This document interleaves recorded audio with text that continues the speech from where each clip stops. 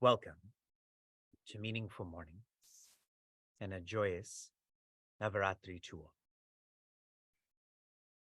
Navaratri is not a period. For many, Navaratri is a period where for some time they remember their Divine Mother, and so for some time the best in them comes out. Navaratri is a purpose where one is comprehensively remembering their Divine Mother and comprehensively bringing out their potential. This morning, we complete week 154 of Meaningful Mornings. Not 10 days, not 1 week. Meaningful Mornings is not a period. It is a purpose.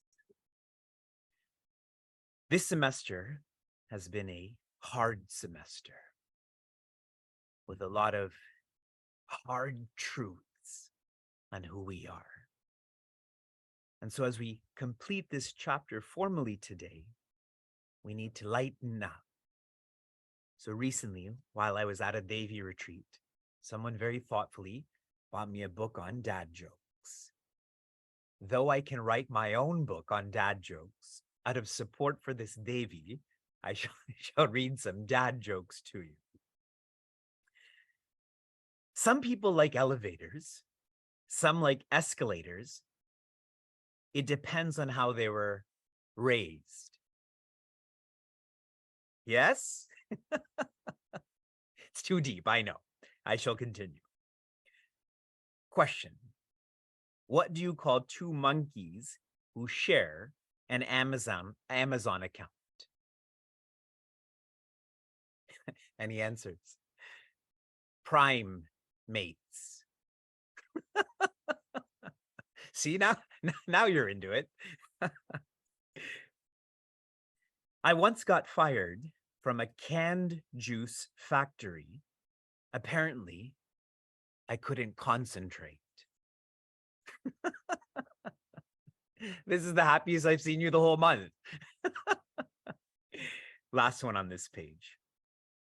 Did you hear about the gardener who was so excited for spring? Yep. They wet their plants.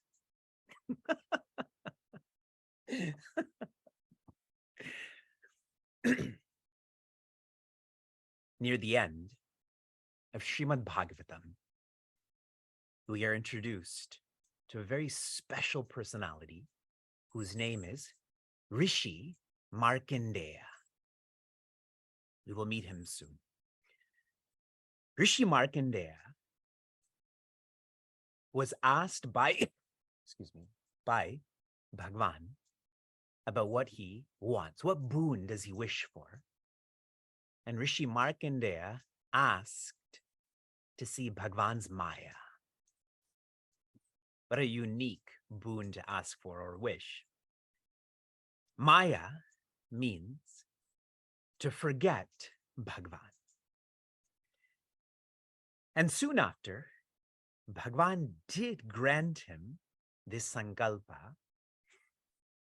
And Rishi Markandeya sees all drowning, including himself, other than he sees baby Krishna floating on a leaf, sucking his own toe.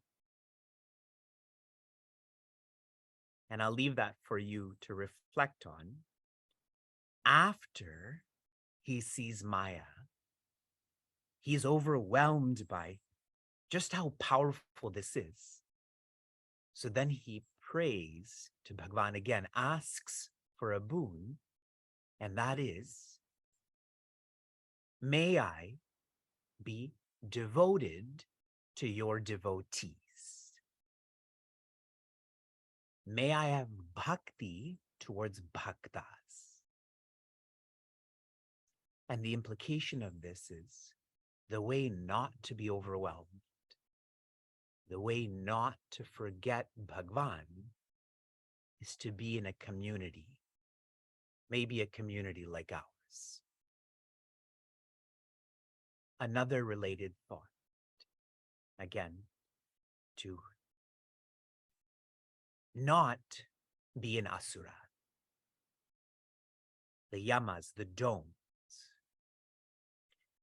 Sant Tukara has taught, he has shared with his Divine Mother, I do not fear rebirth. Many times, this is what we think about, not being born again. He has shared, I do not fear rebirth. I fear not remembering you. That is what I fear, not remembering you, my Divine Mother.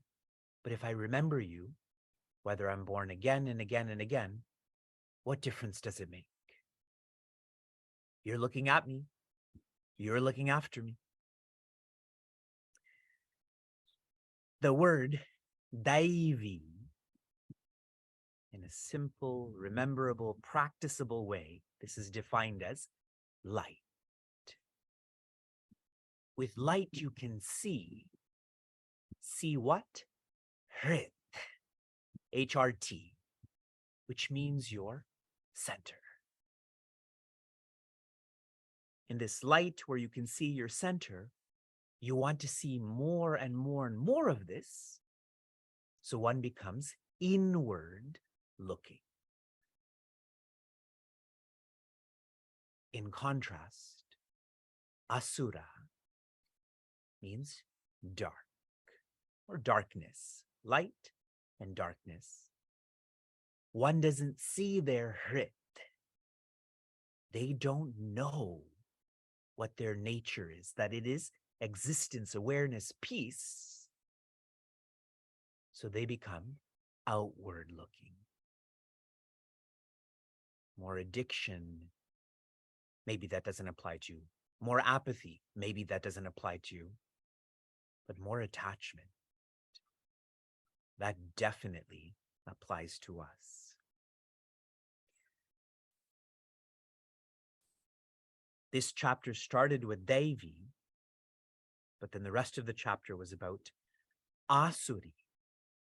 What causes one to go from light to darkness? Kama. Kama in English. Lightly, it is pleasure.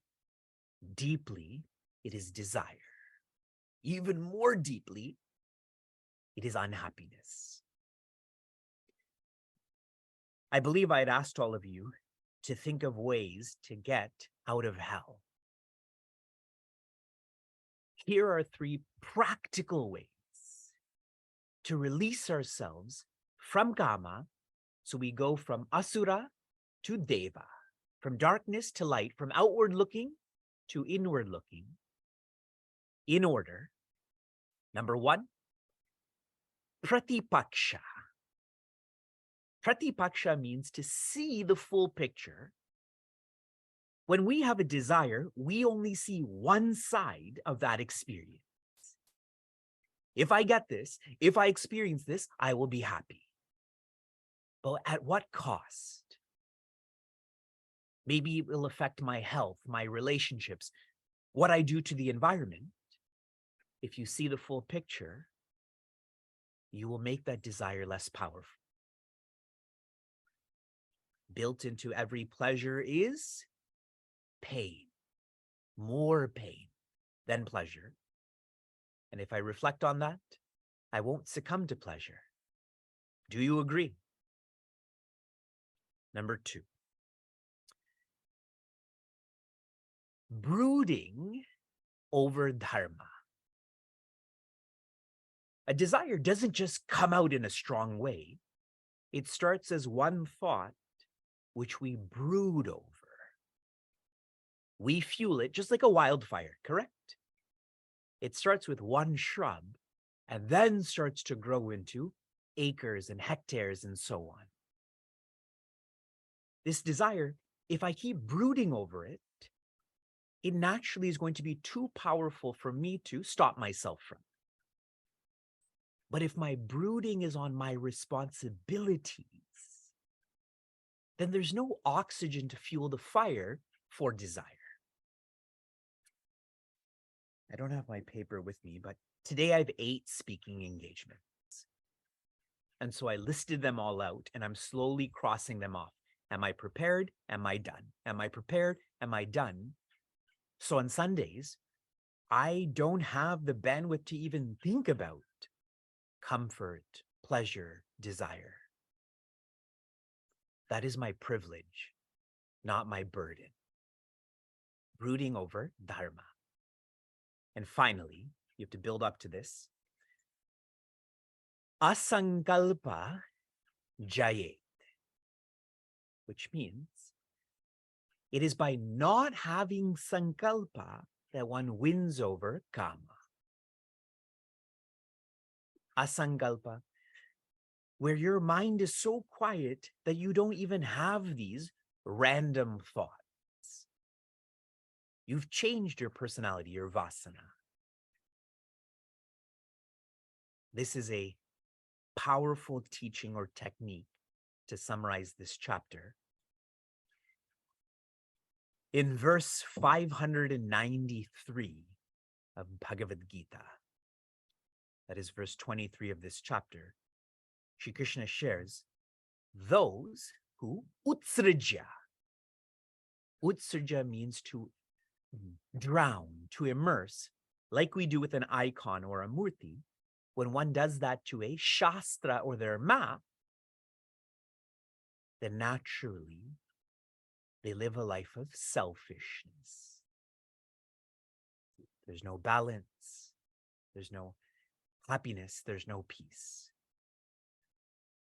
In verse 594 of Bhagavad Gita, that's verse 24 of this chapter, tasmat, therefore, pramanam. Make your map your authority, your lighthouse. When we give our children medicine, children's Tylenol, the label that is on this bottle, as well as what we've asked some of you who help us with our kids' health, we follow that as an authority. We can only give this much medicine this many times. Correct? See how much we follow that which relates to the body. That is medicine. Here, this is a map to divinity from divinity. Yet we don't follow it like the Tylenol bottle, like the prescription that we got for a certain medicine. So when we deflect, this doesn't apply to me. Just think of this real world example that I've given, what we do for our physical health and how we just don't have that intensity towards our spiritual health. Tasmat te pramanam. Feel that this map is you. I've used words like authority and lighthouse for you to be inseparable from these teachings. Our Sankalpa Vakya. You can chant with me, or you can fold your hands near your heart. If you are doing that, close your eyes.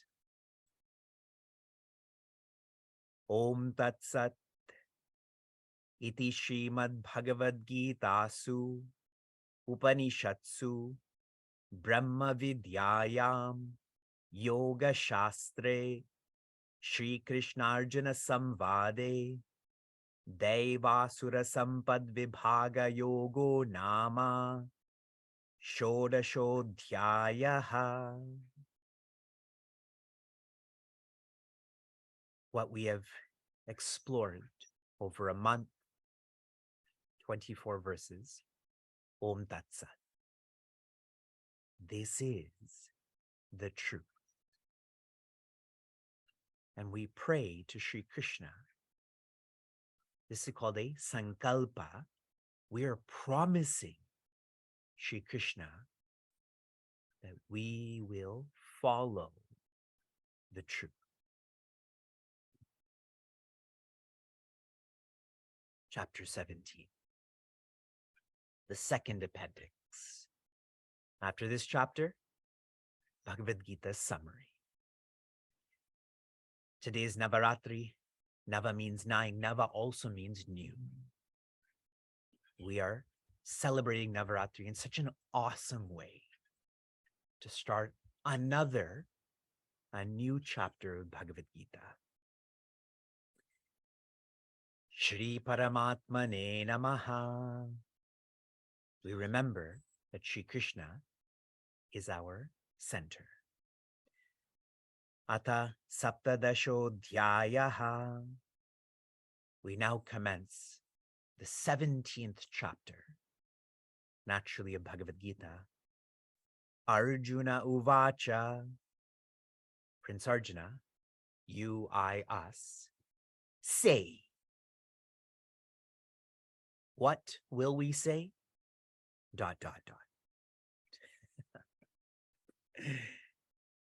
From inspiration to application. Your application yesterday was to summarize 24 verses in 24 words. How many of you did this by a show of hands? Good. I see your hands. Summarizing is a practice in personalizing. Whenever you are asked to or have the opportunity to summarize, do this because this is a form of personalizing. Note how I shared Arjuna Uvacha, what I, you, us are saying. Then Bhagavad Gita goes from historical to personal.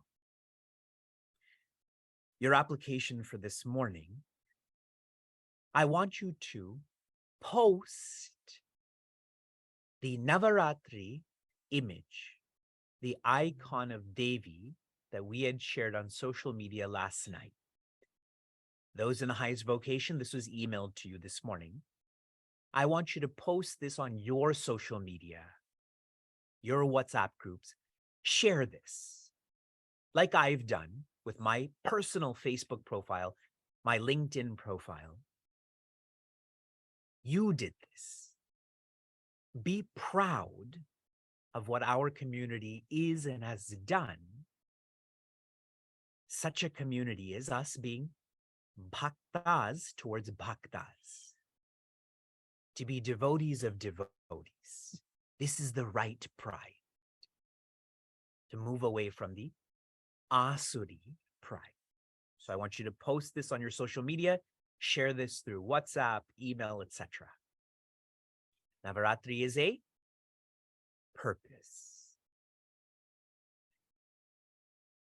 I offer my prayers to our Mother Prithvi, to our Divine Mother, to grace us forever, specifically the next 9 nights, the 10th day, for us to be more intense